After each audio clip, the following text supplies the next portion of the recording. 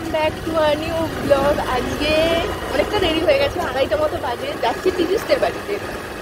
অনেক দিন ধরে ও বেচারি ডাকছে, কিন্তু আমরা টাইম করতে পারছি না। এখন আছি শিবতলায়, তোমরা অলরেডি চিনেই গেছো। এবার এই যে বাইক চালাচ্ছে। একটা কথা বলি, আগে বলতাম এটা আমাদের তৃতীয় চতুর্থ আইবুড়ো ভাত, এখন এত বেশি খাওয়া হচ্ছে কাউন্ট করাটা বন্ধ করে দিয়েছি।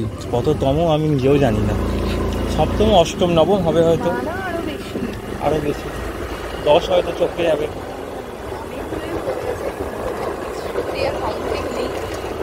চলো যাওয়া যাক। আমরা আবার ফিরে আসছি, মানে আমি বেসিক্যালি আবার ফিরে আসতে হচ্ছে আমাদেরকে, তার কারণ কার্ডটা নিতে ভুলে গেছি। কার্ডটা গোছালাম কিন্তু হাতে করে নিয়ে বেরোতেই ভুলে গেছি, তাই কার্ডটা আনতে যাচ্ছি। মা নিচ্ছে দাঁড়িয়ে। রাস্তায় যেতে যেতেই এই মিষ্টির দোকানটা পড়ে, এখানে দাঁড়ালাম মিষ্টি নেওয়ার জন্য। ওনারা নাকি স্পেশালিস্ট রসগোল্লার জন্য, তাই আর কোনো রকম এদিক ওদিক না করে সোজা খেজুরের গুড়ের রসগোল্লাই নিয়ে নিলাম কয়েকটা। ব্যাস, আর কিছুক্ষণের মধ্যেই পৌঁছে যাব ওদের বাড়ি। মিনিট 2 টাইম লাগবে।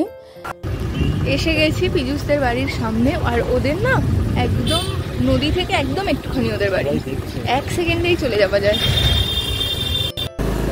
আমাদেরকে নিতে পীযুষ এসছে এখন। গিয়ে খানিকক্ষণ বসার পরই দেখলাম যে খাবার দাবারের সমস্ত অ্যারেঞ্জমেন্ট শুরু হয়ে গেছে, আর তার সঙ্গে ছিল ডেকোরেশন। অ্যারেঞ্জমেন্ট তো সকাল থেকেই শুরু হয়েছে, বেসিক্যালি ডেকোরেশন শুরু হয়ে গেছে।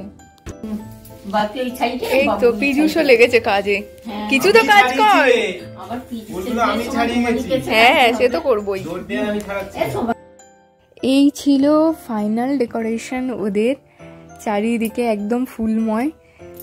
তো দেখতেই পাচ্ছ প্রচুর খাবার, 5 রকম ভাজা, মাছ ভাজা, ফ্রাইড রাইস, ভাত, স্যালাড, তরকারি, মাটন, চিকেন, পায়েস, মিষ্টি, দই, চাটনি, পাঁপড়, প্রচুর ছিল। আমি শর্টসে অলরেডি দিয়েছি।